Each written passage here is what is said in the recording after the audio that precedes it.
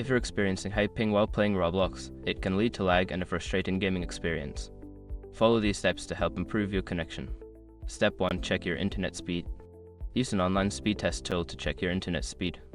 Ensure you have a stable connection with sufficient bandwidth for gaming. Step 2. Restart your router. Unplug your router from the power source, wait for about 30 seconds, and then plug it back in. This can help refresh your connection and resolve temporary issues. Step 3. Close background applications. Make sure to close any applications or programs running in the background that may be using your internet bandwidth, such as streaming services or downloads. Step 4. Use a wired connection. If possible, connect your device directly to the router using an Ethernet cable. Wired connections are generally more stable and faster than Wi-Fi. Step 5. Change server settings. In Roblox, try switching to a different server or region. This can sometimes help you find a server with low ping and better performance. By following these steps, you should be able to reduce your ping and enjoy a smoother gaming experience on Roblox.